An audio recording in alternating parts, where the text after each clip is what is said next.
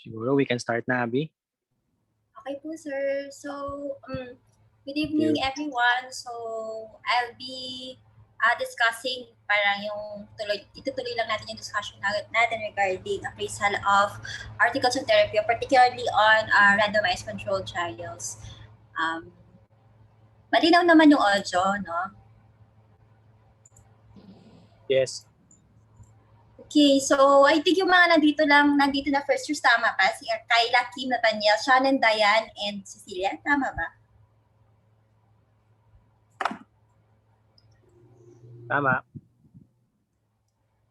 Wait lang po, adjust ko lang yung audio.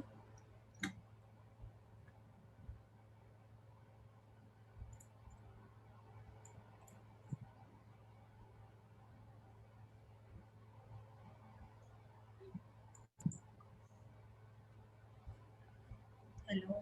Ayan. Naririnig ko ba? Yes. Hello? Yes po.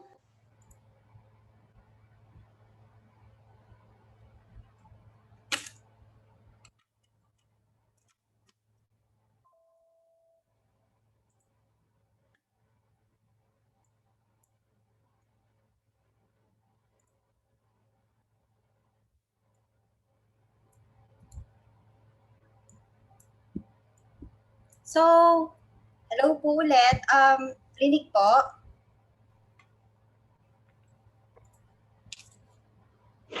Hello? Yes. Naririnig po ako. Yes, Abby. Hello? Hello po. Apo, Doc, rinig po. Yes po. Ito, rinig na to. Ito, rinig to. Sorry, di ako Apo, sure. Doc, better po. Thank you po. Okay, sige. So, we were, as a review, no, yung ating napag-usapan is the steps on critical appraisal. So, kung maalala nyo, ano yung 5 questions when we critically appraise articles? Sige, si Kayla. Ano yung 5 steps, or questions that we answer actually when we appraise? As a review lang.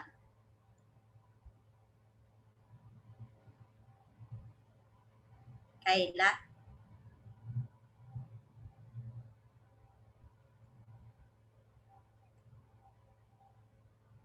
Hello? Rinig ba? Kim?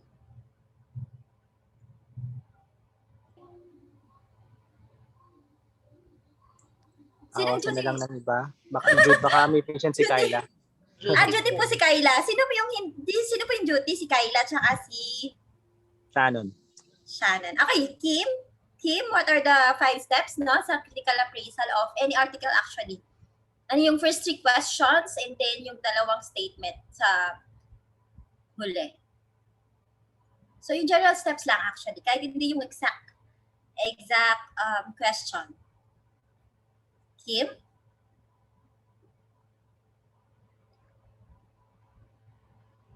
Okay, so Nathaniel. Ay, hello po, Doc. Yeah. Doc, kung valid po yung research na yung po, Doc, yung article. So that's number 2. Ano yung una kaya? Diane? Paano ba to? Is the study relevant po, Doc, yung first question? Relevance po. Okay. Sino to? Sorry. Diane po, Doc. Diane. Okay, sige. So the first question is it relevant? So usually, when we, pag in-answer natin doon, ang iisip lang natin is, ito bang aking journal na nahanap ay masasagot ang aking clinical question. So essentially, yun lang naman yung hinahanap natin sa relevance. And then, the second one, as sinabi ni Nathaniel, is it valid? So ano yung hinahanap, ano yung essentially tinitignan natin pag check natin yung article for validity? We are checking actually kung kapanipaniwala ba yung results nila, no? The method they use are parang proper, no, para maging kapanipaniwala, no, yung mga result nung study. And then the third one is si Cecilia. So is it... Hi, Doc. Apo, yung third result po, third question po, What are the results? Okay, so what are the results? So, easy lang yon. Ano yung resulta, di ba? And then, the fourth one is, ano yung pangapat na question? Si Kim.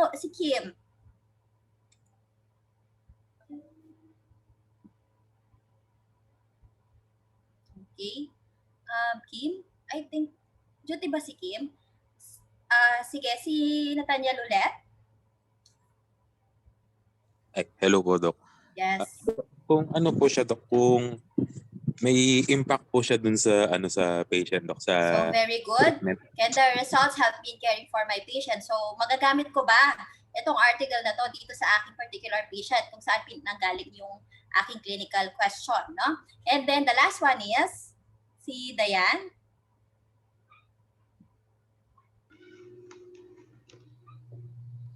Doc, yung applicability po ba?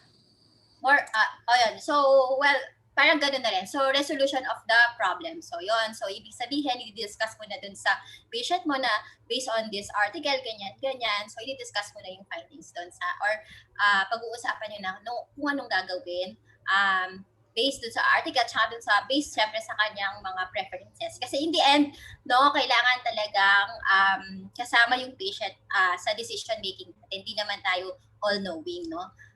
Okay, so at least no naaalala nyo, so thank you. And then so last time we talk about ang ating pag-usapan is the first two, no? The relevance tsaka validity. Doon sa relevance, you just check the PCOM of the article and the PCOM of your question. If they are similar, then you could proceed with the appraisal. Then the validity, meron tayong, kung maaalala nyo, we have the primary validity guides and the secondary validity guides. Sa primary validity guides, we are, parang dalawa lang yung question doon. The first one is the presence of randomization. And the second one is regarding the follow-up, no? Follow-up of patients or the number of dropouts. And if they are analyzed to the groups they were randomized. And the secondary validity guides talk about yung blinding, kung may differential treatment ba sa, sa between the placebo, the control group and the control group. Ayun. So, yun, I hope na-refresh kayo. So now, today, we will be talking about yung what are the results. So, let's go now to that part. Sorry kung medyo mabilis ba? Ayan. So, yun. Here. So,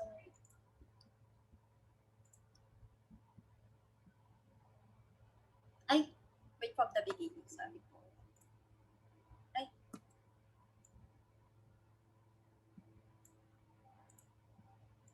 Okay, so we'll go now to the results. So, before we, syempre, could answer this, how large was the treatment effect, we have to know what kind of outcome, no, ang mineasure ng study. Kasi depende sa outcome, yung ways of measuring effectiveness. So, there are two types of outcomes. There are dichotomous outcomes and there are continuous outcomes.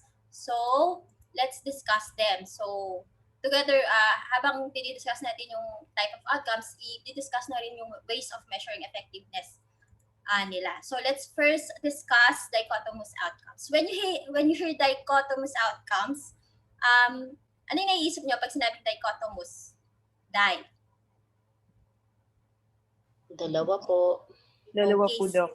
Yeah, very good. So, very good. Basta may die, by, mga ganun. So, dalawa. So, ang ibig sabihin lang, yung outcome ng study, dalawa lang. It's either live or died, or cured, not cured, BP controlled or not, or yung mga sikat ngayon, yung nagkaroon ng stroke or not, nagkaroon ng cardiovascular event or not. So, familiar naman tayo doon, tama? So, those are, yung mga sinabi ko, are dichotomous kasi dalawa lang naman yung outcome na pinagpipilitan. So when they report the summary of result within each group, they could report it as a proportion, no? So proportion ng halimbawa sa placebo or sa control group, number of deaths per 100 patients, or dun at syempre dun sa treatment group, meron din ganun, number of deaths per 100 per patients. Or in general, yung percentage ng namatay sa control group and percentage ng namatay sa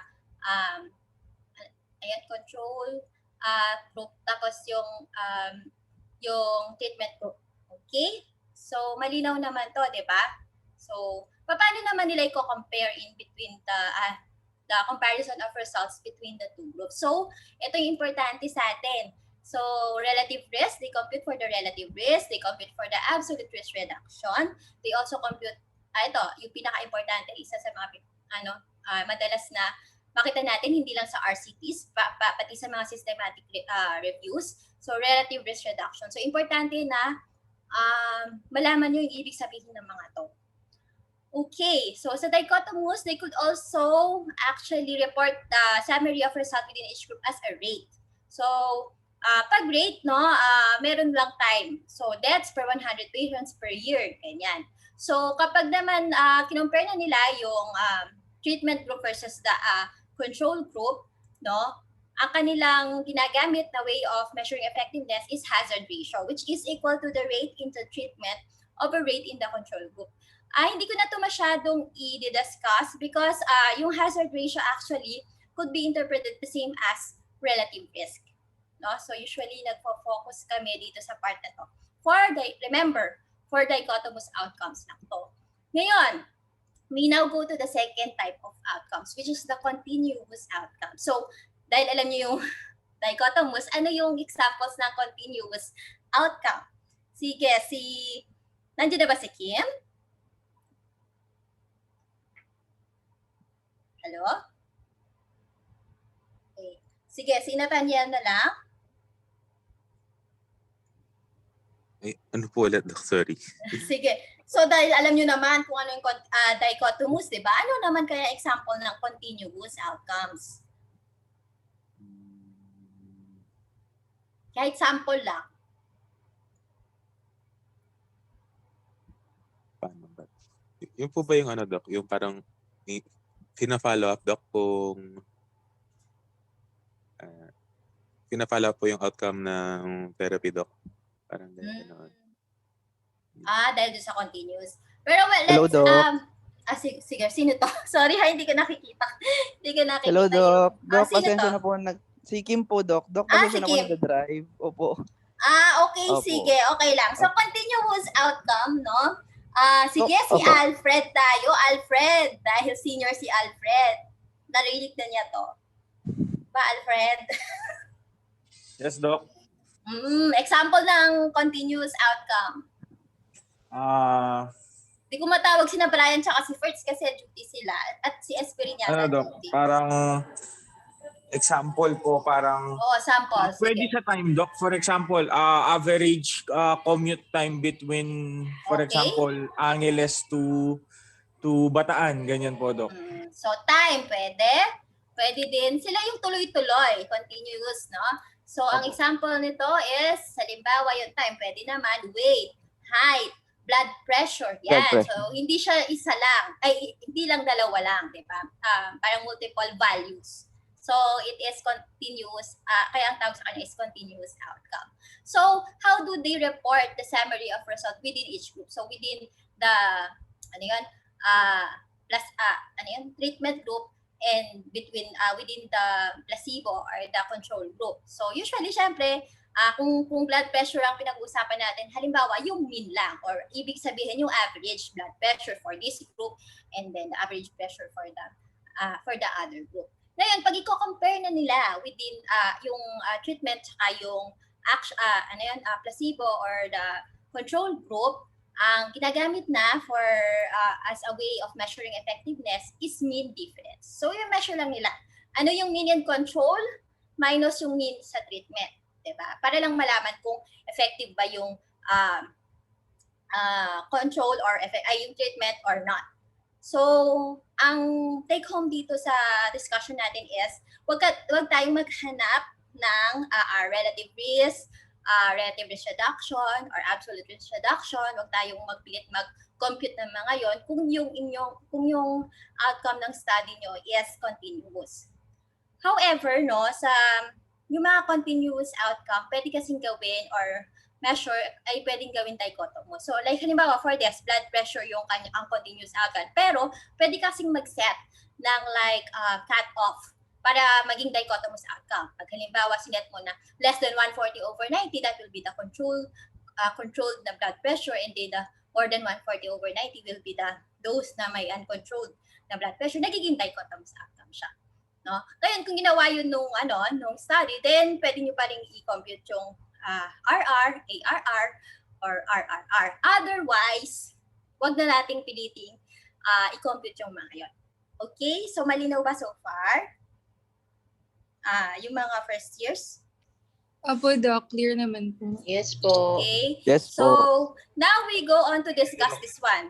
Kasi hindi ko, itong relative rest, absolute risk reduction, relative risk reduction, usually nakikita yan sa mga RCTs and kahit sa systematic reviews. Kasi di ba, systematic reviews are parang compilation of RCTs. So, yung kanilang outcome, ganito rin, usually relative risk reduction. So, we need to understand these terms. So, sino na yung nakakita ng, I think nakakita na kayo lahat ng mga ganyan, sa mga, pa lang, di ba, sa mga, RTDs natin, laging may mga trials, tapos, di ba, binabanggit, the relative risk reduction, blah, blah, blah. Di ba? Hello? Yes Opo, po, Doc. Okay. Yes po. So, baka naman may idea na kayo, so it will be just a review, no? So anyways, ganito yung pag-measure or pag-compute pala. Pag-compute dun sa mga sinasabi natin kanina. So before you could compute for the relative risk, which is the RR, you need to compute muna for the risk in control, yung risk sa control group, and risk in treatment, which is the risk in the treatment group. So napakasimple lang naman. So halimbawa, this is our table, no? And this is the experimental group, control group. These are the number of patients na nag-develop ng adverse outcome, and these are the number both for the experimental and the control group. And this one is the the number of patients who did not develop the adverse outcome for the experimental and control group. Remember, ito ay adverse outcome ang tinitingnan. May iba kasing study na ang tinitingnan is the benefit. So, iba yung interpretation niya. Pero most studies use the adverse outcome kasi gusto nila makita yung reduction in risk. No? So, kung kasing ang inyong trial ang ginamit na dito ang measure nila is a beneficial outcome, kailangan mo pang i-reverse. No? I-minus mo pa para makuha yung sino yung nagkaroon ng adverse outcome, sino yung hindi. Okay, so now, risk and control actually is simply yung number ng patients na nagkaroon ng adverse outcome over the total number ng control times 100% para maging percent siya. Okay? Risk and treatment, ganun din, it's the number of patients na nagdevelop ng adverse outcomes, experimental group, over the total number of patients under the experimental group times 100%. So very simple. And then we could now compute for the relative risk, which is simply the risk in treatment, yung nakuha mo dito, over the risk in control. Ako nun palagi ko pinagbabaliktad, kaya namamali ako sa exam. Pero just make sure na yung risk in treatment nyo ay ang nasa taas. Ayun lang. Okay? And then, so we now go to the other ways of measuring effectiveness. So, absolute risk reduction, simple lang to. Yung risk in control na na-compute nyo previously, minus the risk in treatment. So, nauna yung C, minus T. In contrast dun sa relative risk na nasa taas yung T, relative treatment over. Risk in treatment over risk in control. Relative risk reduction, two ways nyo pwede siyang i-compute, no? Ayan. Pero ako preferably, mas malinaw sa akin, ay mas naalala ko to, kaya ito yung ginagamit ko. 1 minus the relative risk times 100%. No? Number needed to treat is simply 100 over ARR. So, by the way, sorry ayan. So, ito pala guys, ito, risk and control, pag tinimes 100 nyo percent yan ha, to 10%. Yung iba, hindi na nila pinapercent, decimal na lang din. Pero ako preferably, usually, I use percent here. Relative risk, wala siyang hindi yan percent. Decimal siya talaga. Or whole number. No? And then, so ito na yon. Absolute risk reduction is a percentage. Relative risk reduction usually is a percentage. Number needed to treat is a number.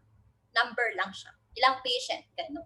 So, ang computation is 100 over ARR in percentage. Ngayon, kung hindi siya in percentage, that's 1 over ARR.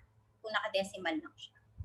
Okay. Ngayon, actually, itong mga computation na to, pwede na siyang hindi memorize it, theoretically. Kasi, ano naman, pwede siya sa app, lalabas na agad yung mga yan, i-enter nyo lang yung mga data. Pero for exam purposes, minsan, pinapakompute yan. So, I'm sorry, baka kailangan nyo silang, hindi ko lang alam kung magbabago yung trend. Pero dati, no, hanggang last year yata, pinapakompute nila yung mga yan. Tama, no, Doc Tay? Kahit na may app na actually na pwedeng gamitin for that. No, pero yun. So, just memorize it.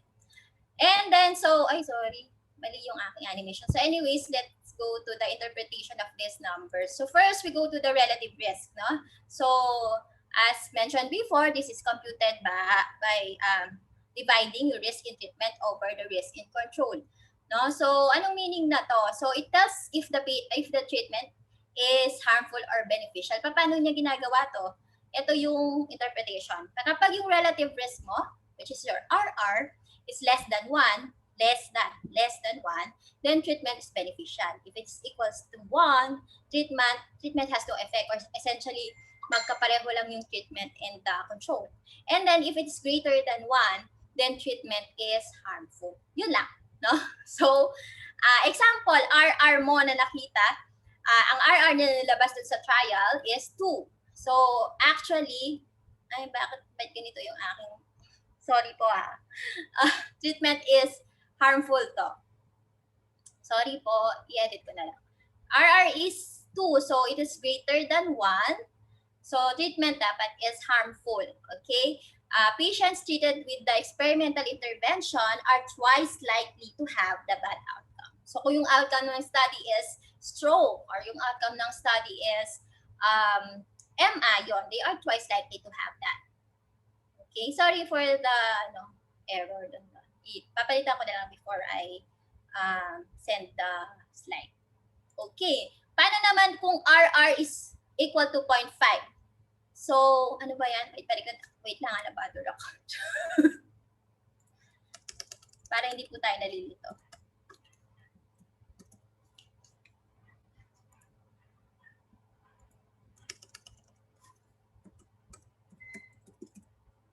Okay, sorry. Ayan, okay na po. Kita na ulit. Hello po? Hello? Yes po. Okay, so RR is less than 0.5. RR is equal to 0.5. So pag tinignan mo, 0.5 is less than 1, di ba? So that means treatment is beneficial. And patients treated with the experimental intervention are less likely to have the bad outcome by a factor of 0.5. Pero pag ito kasi yung nilagay mong interpretation, parang hirap is i-grasp. Kaya may ibang ways of may ibang ways of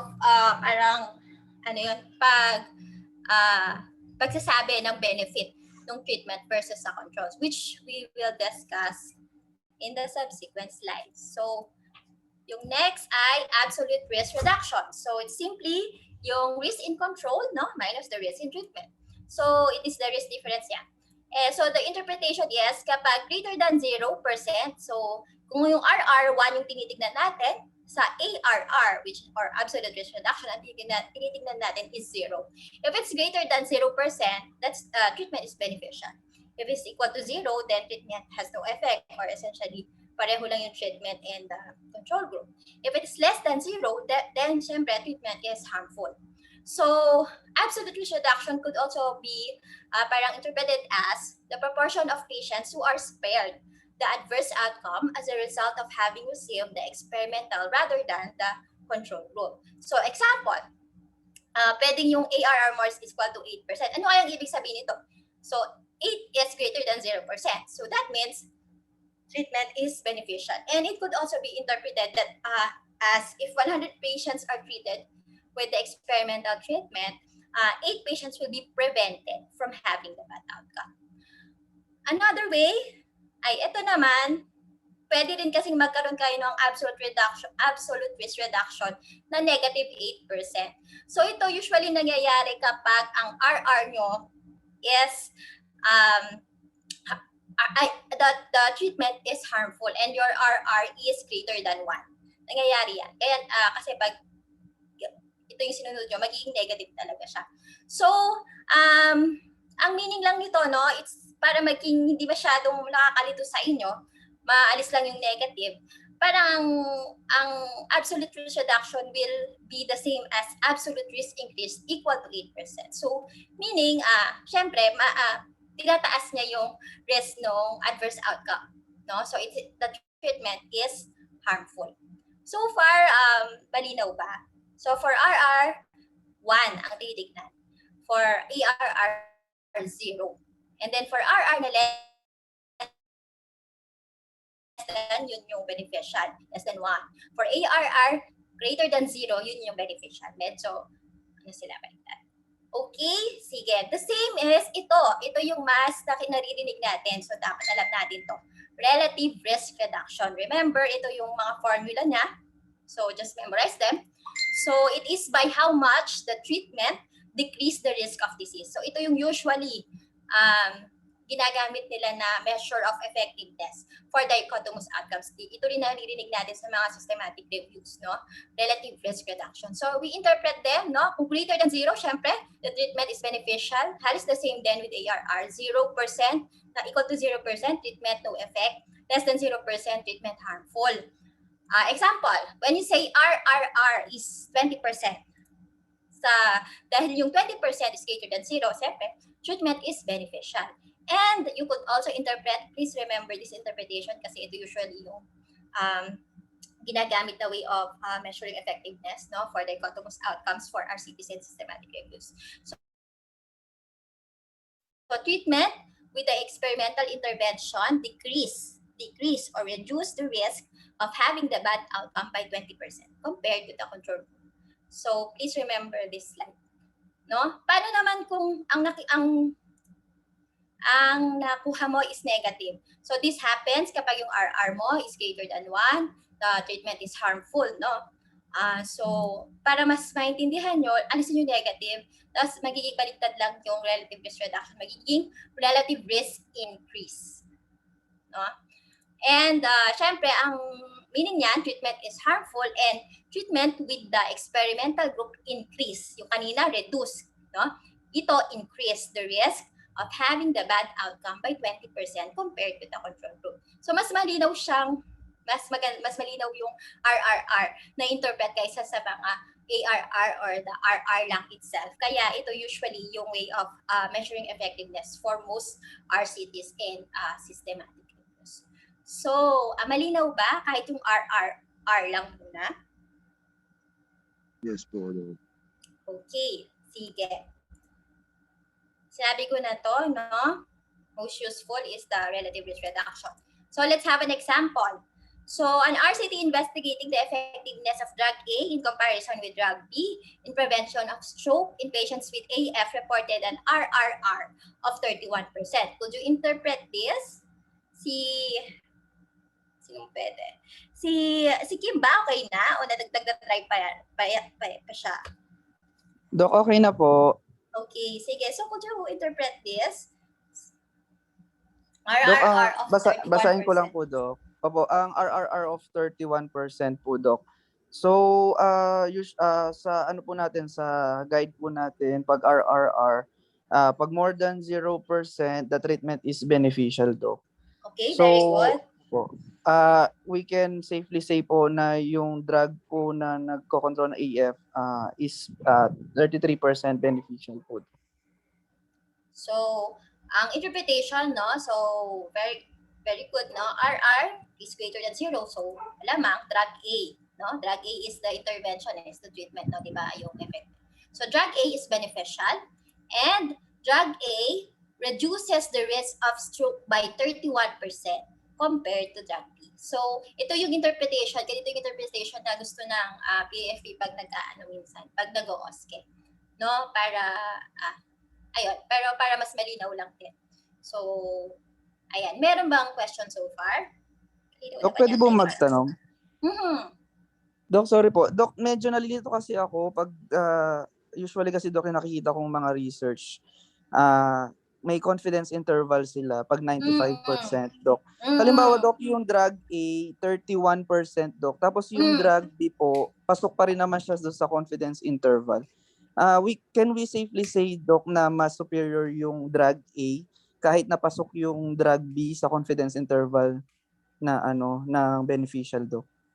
Sorry, I'm not yung drug A sabi yung pasok sa para yung confidence interval niya nandun rin doon sa percent halos the same din yung drug A. Yes po, Dok. Opo, Dok. Oo. Pero when they compute kasi yung RRR, yung point estimate yung tinitignan. Tapos the Okay po, Dok. interpretation of the relative intervals, we'll discuss that kapag doon sa end, doon sa bandang end. May table doon regarding how do you interpret the 95% confidence interval, because you are right.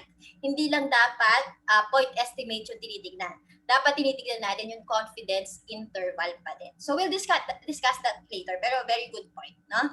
Thank you, Sige. Doc.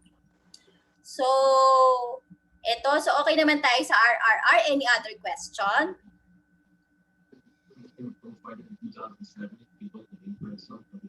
Hello? May nagtatanong ba? Hello? Wala naman po, Dok. Sige. Okay. So, we'll now go to the number needed to treat. Ito favorite din ito ng AFP. Hindi ko rin siya well, some articles usually medyo may iba din na nire-report to. So, what is number needed to treat? It's simply 100 over ARR. If your ARR is in percentage, if it's in decimal, 1 over ARR. So, meaning, the number of patients you have to treat in order to see one patient have the beneficial effect. So, interpretation na tingnan natin. So, pag sinabi kong the number needed to treat for drug A, halimbawa, is 3, ang ibig sabihin nun, we have to treat 3 patients in order for one of them have the beneficial effect, which is the prevention of AF.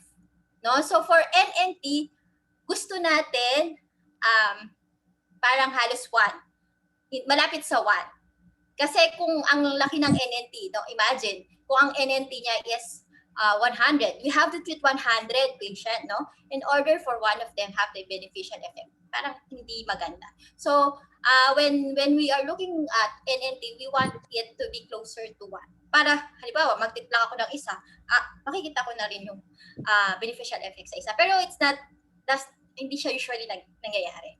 No, ganon. So, as much as possible, closer to 1 ang NNT natin. Paano ko yung na-compute natin is negative?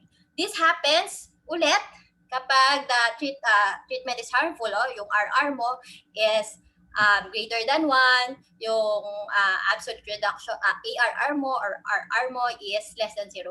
No? So this happens, pwede kang makakompute ng NNT na negative. So this is the same as number needed to harm. No? Pero positive na siya doon. So if you treat 3 patients, one of them will have the harmful effect. Yun lang yung ibig sabihin niya. Okay. So, dito na tayo. So, any question dun sa how large? So, pag tinanong mo sa how large, sorry, let's go back. How large was the treatment effect? You just have to present yung RR, and NNT if the outcome you are looking for is dichotomous. Ngayon, kung hindi, then you just have to present the mean difference for a continuous outcome. So, yun lang yung sagot under this appraisal na question, no? So, next question, no, under what are the results? How precise? So, what's the estimate of treatment effect? So, ang tinitingnan dito is yung binanggit kanina, 95% confidence intervals. And the closer the values, the more precise. Pero pa doon, we check the p-value. So, p-value na gusto natin usually ay kapag nasa results part, anong p-value ang gusto natin? 0.1. 0.1 is acceptable, pero usually sa ating mga ngayon, RCT systematic reviews, gusto nila less than 0.05. Wow. Okay, so ito na yung interpretation ng confidence interval. Kasi kapag tinignan nyo yung journal, dapat hindi lang yung point estimate ng RR or RRR ang tignan. Dapat tignan din yung yung values, 95% confidence interval values. So ang interpretation nito, when both ends of the confidence interval are on the side of benefit, then the treatment is definitely beneficial. When both ends of the CI are on the side of harm, the treatment is definitely harmful.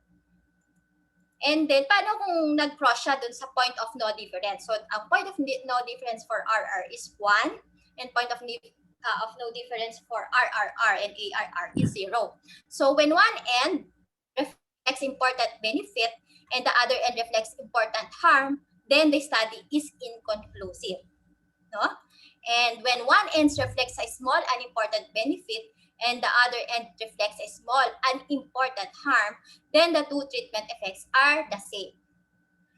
Tapos, yung ngayon, no, when one end reflects small unimportant harm and the other ends reflects benefit, then the treatment is at least as good as or even better than the controlled treatment. So, ito yung mga non-inferiority trials.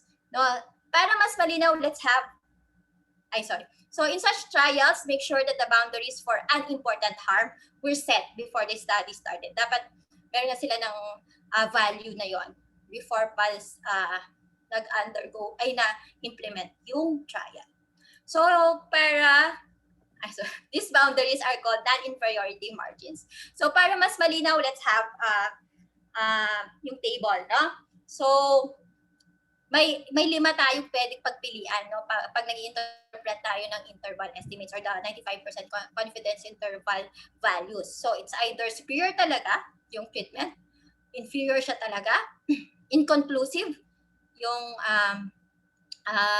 study, or equivalent lang yung control and the treatment group, or non-inferior. So ibig sabihin, treatment is as good as or better than control. Isa-isahin natin to, no? So, for RRR and ARR muna tayo. RRR and ARR tayo. So, both, para masabi mo na superior talaga siya or talagang beneficial siya, both ends of the 95% confidence interval should be greater than 0%. So, example, ito 27% ang point estimate. Pero dapat i-check mo yung 95% confidence interval. Ang kanyang confidence interval is between 20 to 34. Is 20 and 34 on the side of benefit? Si Nathaniel.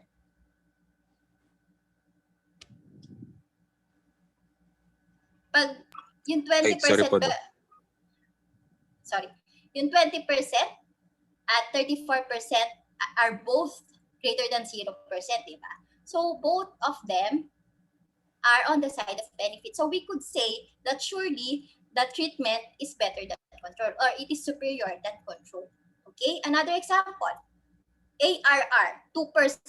So pag tinignan ko yung 2%, syempre sasabi ko greater than 0%. So beneficial yung treatment group. However, kailangan mo munang tignan din yung confidence interval, which is usually, always reported, no? So, ang kanyang confidence interval is between 1% to 3%. So, 1 and 3% are both greater than 0%. So, they are both on the side of benefit. And we could safely say that the treatment is better talaga than the control. Okay, malinaw ba to? Yes po. Yes, Doc. Okay. Yes po. Let's go to the inferior. Ito, madali na lang kasi naano na natin yung superior. Inferior siya or treatment is worse or harmful than the control when the both ends of the 95% confidence interval is less than 0%. Example, RRR negative 27. Kung ito lang titignan ko, negative siya, so malamang it's less than 0%. Pero kailangan ko pa rin tignan yung confidence interval. It is between negative 34 to negative 20%. So, pareho tong less than 0%. So, they are on the side of harm palagi. So, we could safely say that the treatment group or the drug in the treatment group is inferior or surely worse than the control. So for ARR, ganun din, negative 3%. Pag tinignan ko yung point estimate, worse siya, harmful. Titingnan ko yung confidence interval, negative 7% and negative 1, parehong less than 0%. So malamang talagang sure ako na it is inferior. Okay, paano naman? Dito naman tayo sa mga medyo hindi sigurado. So, inconclusive, we say that the study is inconclusive or we need more studies para ma-establish yung superiority or inferiority ng treatment kung yung 95 confidence interval nyo is straddle 0. So, ibig sabihin, either end, and either end is far from 0%. Sa RR to ha, and ARR, 0%. So, example, RRR of 1%. Pag tinignan ko yung RRR of, ito na yung tinignan ko, yung point estimate, 1%. Anong interpretation ko? Dayan. Pag tinignan ko lang yung RRR. Doc, since it's Yung point greater than estimate. 0, since it's greater than 0, by looking at Doc, supposedly superior siya or may benefit siya. Pero Doc, since Okay. it's, if you look at the confidence interval, Doc, since hindi siya pasok dun sa limit ng dalawa, since ang natin, lower limit natin is 18% and our RRR is 1. So we can't really say na okay yung treatment. So parang, kumbaga kulang, Doc. Parang like the name implies, inconclusive. It's inconclusive, no? Kasi kung titignan nyo, yung confidence interval is negative 20%. So negative, nandun siya sa, pag negative 20%, it is harmful, di ba? Tapos malayo siya dun sa 0%, di ba? 20% eh. Tapos, yung isa pa niyang other end niya is 18% positive. Yung 18% is on the side of benefit, di ba? Greater than 0. And pareho nga. So, yung kanyang ends ay malayo pareho sa point of no difference. So, pag ganoon, guys, inconclusive yung study. So, parang imprecise pa siya. Walang significant difference. Wala ka pang masasabi talaga regarding the superiority or inferiority of the treatment. And we need more studies on that. Okay? Malinaw? Let's go on dun sa ARR. Halimbawa, ARR, 1%. Ganun din, 1. O di, pag tinagnan mo lang yan, sabihin mo ay beneficial. Pero look at the confidence interval. Negative 20 and 32. So, negative 20, side of harm, malayo dun sa point of no difference, which is 0%. 32% yung isa pang side ng confidence interval, and it is also very far from the point of no difference, which is 0. Kaya, we say that is inconclusive. Paano naman natin sasabihin na equivalent? So, we say equivalent yung dalawa, yung control and the treatment group are equivalent if the 95% confidence interval straddles 0 and either end is very close. Remember, yung kanina, very far pareho. This is very close to 0%. Example, RRR na nilagay ko ay 0.4%. Kapag ito lang yung tinignan mo, anong interpretation mo, Cecilia? Doc, if ayan po yung titignan, more than 0% po, so beneficial po siya. Okay, kung yun lang yung titignan. Pero, pag tinignan mo yung confidence interval, no? Negative 1.1 is on the side of harm or benefit? Sa harm po. Harm. 1.2 is on the side of harm or benefit? Benefit po. Benefit. Pero they are both close to 0, di ba? Parang 1 point lang. So, we could say, no, na the treatments are essentially equal. Okay? Sige, next tayo. ARR naman, na 0.2%. Pag tinignan mo yon parang beneficial. Pero the same, kapag tinignan mo yung confidence interval, 0.1, negative, nasa taas. Negative 0.1, tsaka positive 0.5. So, naka-straddle siya sa 0 and both of them are very close to 0%. So, the treatments are essentially equal. Okay, so far, malinaw naman. So, this is the importance of looking at the 95% confidence interval. Kasi yung precision, yun nga, makikita. Ibig sabihin kasi ito dahil parang imprecise sila yung for the inconclusive part pala. For the inconclusive part, no? Pero yung sa superior, inferior yan, equivalent, makikita nyo usually yung p-values ng mga yan, less than 0.1 or less than 0.05. Okay? So, malinaw ba so far? May question? Wala po.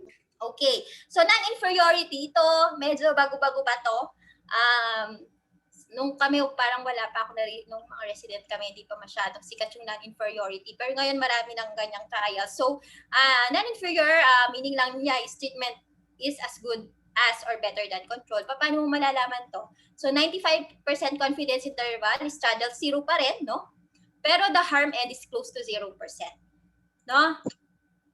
So, tapos yung benefit is malayo dun sa point of no difference. So, example, RRR of 15%. 15%, syempre sabi mo, ay, beneficial. Titingnan natin confidence interval. Negative 1%, that is on the side of harm. Pero kung within siya dun sa non-inferiority margin na naset prior to the implementation of the research, then masasabi natin na non-inferior yung treatment versus dun sa control. Okay, so makikita nyo, negative 1, pero yung harm end niya is very close to 0 naman. And the benefit is very far, no? From the point of no difference. So, yun yung non-inferior, yung treatment versus the control. And another example is ARR of 0.2%, no? So, confidence interval niya is negative 0.7%, and the benefit, the other one is 3.2%. So, remember, dapat pa rin nakaset yung non-inferiority margin, yung harm na margin nila. Kung pasok siya doon, less than the non-inferiority margin, tapos yung benefit niya is malayo doon sa point of no difference, then the treatment is non-inferior to the control. Okay? Malinaw ba so far? Yes po. May question? Okay, sige. So, eto naman for RR, different lang yung table kasi ang point of no difference ng RR is Kim? Ay, sorry po, di ko na-catch, Doc. Ano po Yung tanong? RR, ang point of no difference natin for RR is? Point of no difference, Doc? Negative. Is? No effect, Doc? No One effect. po. 1. One po. So, 1. Versus dun sa ARR at RR na no effect or no difference ay 0. Kaya, iniwalay ko lang yung table. So, example, for RRR, ganun din naman yung ating interpretation, no? Sa superior, inferior, inconclusive, equivalent, or non-inferior. So, example lang, RR of 0.7. So, 0.7 is less than 1, di ba? So, pag tinignan lang natin yung RR, sabihin natin, it's beneficial because it's less than 1. Pero we have to check the 95 confidence interval. So, 0.6 to 0.8. Both are on the sides of benefit. So, surely, the treatment is beneficial. Another, yung sa RRR na 2.4. So, 2.4 is greater than 1. So, it is harmful. Pero tignan pa rin natin yung confidence interval. Both of them, no, 1.8 and 3.2 are greater than 1. So, they are on the side of harm. So, surely, the treatment is worse or inferior to the control. Now, yung sa inconclusive, dapat yung confidence interval either end is far from 1. So, when we, example, RR of 1.1, pag ito lang tinignan mo, parang sasabihin mo, harmful. Pero you have to check the confidence interval. Ang confidence interval niya is 0.2, which is on the side of benefit, and it's far from 1.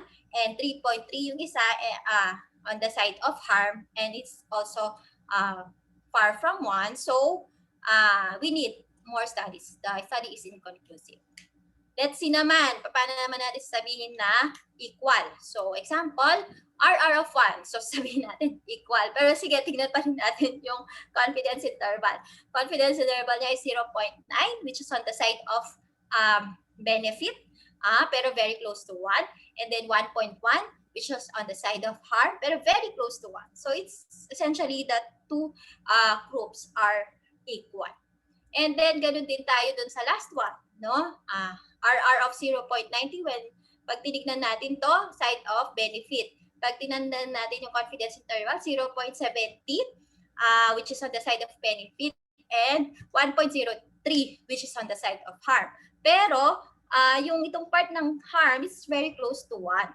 No? Tapos yung sa benefit niya is malaki. Ay malayo dun sa 1. So, we say that it's not inferior. Pero remember nga, dapat may margins na naset before the trial. Okay? Malinaw ba?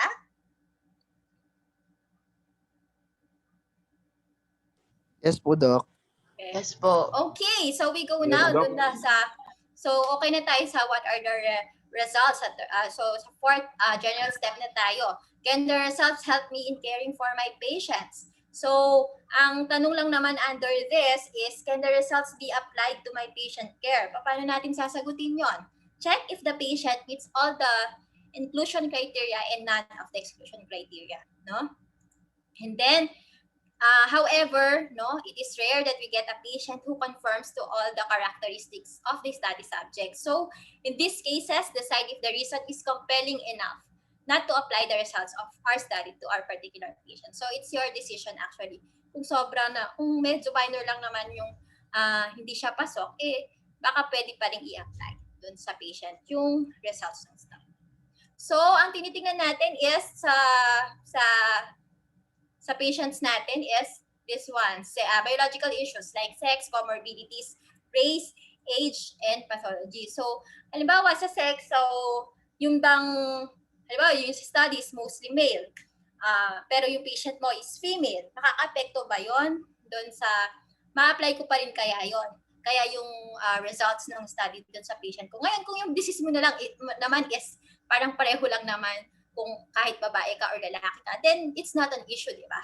So like, siguro, diabetes, hypertension, ganyan, siguro hindi naman masyadong magmamatter if mas maraming male or mas maraming female dun sa study. Comorbidities, ito medyo depende yan sa inyo. Kasi baka naman dun sa study, halimbawa, these are hypertensive lang without any other comorbidities, pero yung patient mo pala, ang daming comorbidities. So, parang isipin mo kung akma pa rin ba kaya sa kanya itong study na to. And then race, ayan. So, minsan, no, there are drugs na parang iba yung effect depending on race, no?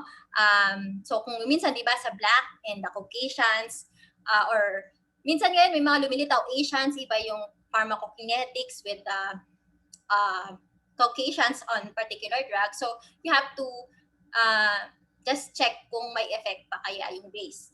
No, age, ayan, medyo importante, no? Kung halimbawa pediatric yung population mo ay yung patient, pero yung ano yung tawag doon? Hindi naman.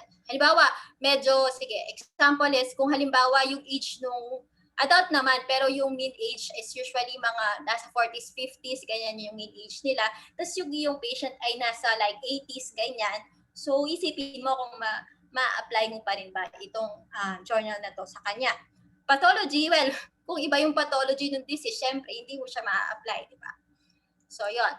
And then we also think about socio-economic issues when we answer this question. Kasi, halimbawa, availability, access, ganyan. So, kung halimbawa, may gamot nga na magandang-maganda, ang ganda ng kanyang RRR, ganyan. Pero hindi naman pala siya accessible. Hindi siya, like, kailangan pang i-import or hindi siya, hindi siya available sa local pharmacy nyo, kailangan pumunta sa ibang lugar pa to get it, ganyan. Economic, ayan. So, cost yan, no? So, parang, ay, mahal siya, no? Per tablet, ayun. So, for our patients, minsan talagang medyo, importante, no? Itong issues na to. Unlike sa mga developed countries. So, pwede doon, no? So, the next question is, were all clinically important outcomes considered? So, ano ba yung clinically important outcomes? Sa tingin mo? Para sa pasyente mo, ano yung gusto mong clinically important outcomes? Si Dayan. Doc, cure po nung disease. Cure. Oh, very good. Cure. Yung iba, mga hard na important outcomes, quality of life, mga ganyan. Mga cardiovascular mortality, mga ganyan, di ba? So, however, may ibang mga studies na may surrogate endpoints which are only physiologic measures. So, example, improvement in cholesterol levels, no, or improvement in PFTs. So, cholesterol levels, no, lab result lang yan. So, ibig sabihin kung bumababa yung yung LDL niya or triglycerides niya, will this translate to a more clinically important outcomes, which is for dyslipidemic patient is decrease in the risk of cardiovascular death, di ba? Pero minsan yung iba kasing studies, ang titingnan lang is improvement in cholesterol levels. Pag ganon, we have to be medyo cautious on that, on applying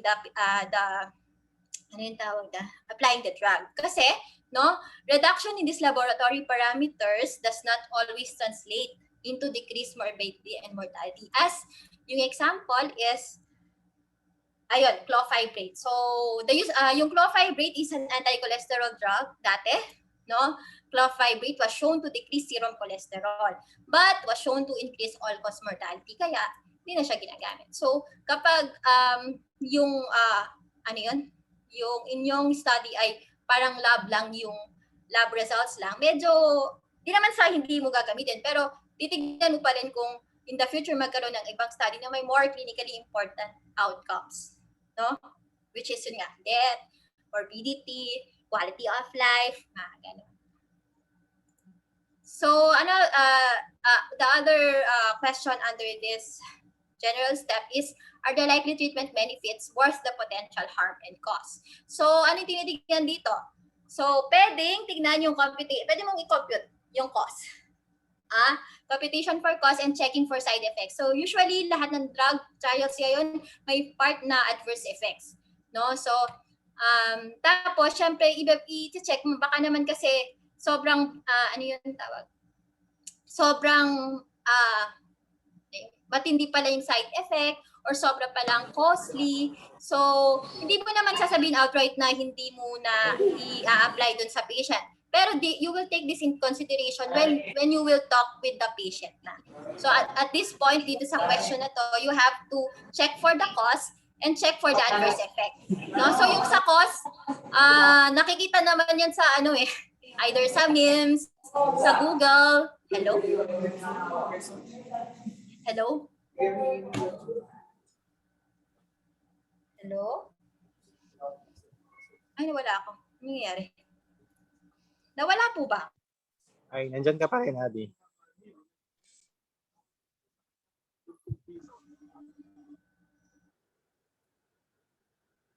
Hello, sorry, nawala yata ako. Okay. Hindi naman. Ito, kita na po ulit. Opo, Yes. Doc. Opo. Nasa na ba ako? Wait lang po Nasa na tayo?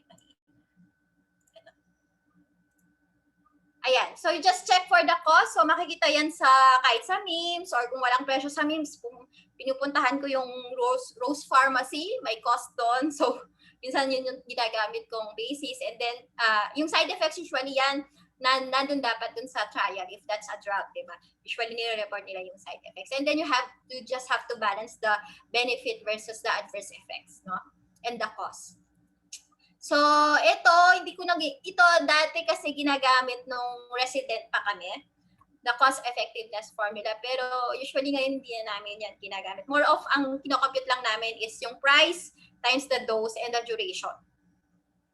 Kasi hindi na yung NNP, no? Ito, mukhang hindi na masyado itong ginagamit. Ang mas importante dyan is pag nagdi-discuss ka na doon sa patient, kung magkano siya, price per unit, times yung ilang beses niya, or ilang capsules per day, per day, tapos times yung ilang araw niya iinumin yung drug. Or per month kung ito ay maintenance, diba? Para masabi mo sa kanya yung ito po yung gagastusin nyo, and yon. So, resolution of the problem. So, actually, it is acceptable for us to make decisions for a patient regarding treatment if benefits far outweigh the harm, no? And cost is not a problem. Pero yun nga, at this point, when we are deadlocked between benefit and harm or when the cost is potentially prohibitive, No? We may want to provide information for our patients in a clear and concise but balanced manner so that they could decide for themselves. So, dun sa resolution ng problem, kapag medyo, ayun nga, medyo hindi, may mga agam-agam tayo regarding cost, and yun nga, meron siyang medyo adverse effect talaga na medyo severe, although rare, pero severe, kailangan mo munang i-explain yun dun sa patient in a manner na talagang maintindihan nila, and then they could decide for themselves, no, kung ano yung gusto nilang ibigay sa kanila. In essence, parang informed consent. Parang gano'n. Kung medyo yun nga, yung drug is hindi siya parang ay talagang beneficial or talagang hindi naman gano'n kamahal. Kapag kasing medyo mahal at may harmful side effect, you have to decide with the patient. Okay? So, minsan, yung iba may ganyan-ganyan pa, pero personally, hindi ko kayang gumawa niyan. Pero yan, this is just a summary, parang a table explaining the effect of warfarin in a patient with AF. Ayan. So, medyo, ako, personally, by words ko na lang siya, dinidiscuss sa patient. Usually, guys, wag kayong magsabi ng mga RRR or ARR, or you could say the percentage pero in a way na Tagalog, ganyan, or Kapampangan, ganyan, na maintindihan ng lay person. No? So, hindi naman nila kasi maintindihan yung RR or RRR. Okay, sige. So, any questions at this point? Wala po, Doc. Thank you po. Wala po. Okay. Sige. Okay So, lang. I think that's the end for the my lecture on appraisal for RCTs. Tapos, actually, there's may example na appraisal on RCT, pero I could probably send you muna parang siyang assignment, and then just try, no? Just try to appraise the article, and then probably after sa next session natin, we'll answer or we'll appraise the article together. Okay lang ba? Yes po, Doc. Yes, Yes Doc. po. Saan ba yun? Ay, hindi. I'll just send wait lang. Ito kasing article na to,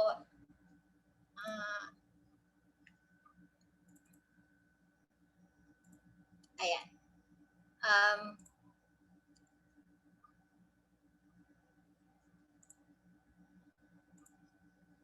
So ito yon, I'll just send this to Doc Tai siguro, no, before our next session, and nandito na yung clinical scenario and the clinical question, and then kunwari nag-search na kayo and this is the article that we found. Pero kapag kayo na yung nag-EBM, may part pa dito ng searching the literature kung paano nyo na-search. Pero for the assignment lang, para lang makapag-appraise tayo ng RCT, example lang na kung ito na yung nahanap nyo na article. And then, ayan, we'll just discuss that on the next week. Okay? Sige po. Sir? Thank you po, Doc. Thank you, Abby. Thank you po, Doc. Thank you, Doc. Thank you po, Thank you Doc. po. Anyway, quick reminder lang. So, yung annual exam natin sa Friday na, no? So, reminder lang dun sa mga first years, please check your access dun sa MSD meetings. Na-email na ba kayo lahat? Naka-receive po. May na-receive na kayo? Yes po, Doc. Okay. So, make sure may access na kayo. Kung wala pa rin, just tell me para ma-inform ko yung national. And then, wala pang word kung may bakunahan bukas. Sige. Siguro, ang next na session natin would be after 2 weeks. With regards to EBM, yung kay Dr. Abby. Okay, thank you. Good night. Thank Doc, you po. Yes. Thank you, Doc. Okay po. Thank you Doc, po, Doc. pwede po Good ba lang evening po. magtanong, Doc, if possible pong mga 11 a.m. na lang yung exam sa Friday, Doc? You mag-vote kayong kayong mag-decide ngayon pala. Sige po, Doc. Kung sakali, Doc, mag-vote. Tapos state na lang, message Doc. nyo na lang ako sa Viber. Sige po. Thank you, Doc. Okay. Good night po. Sige. Thank you po. Thank you, Doc. Good night Thank you po. po, Doc. Good evening po. 11.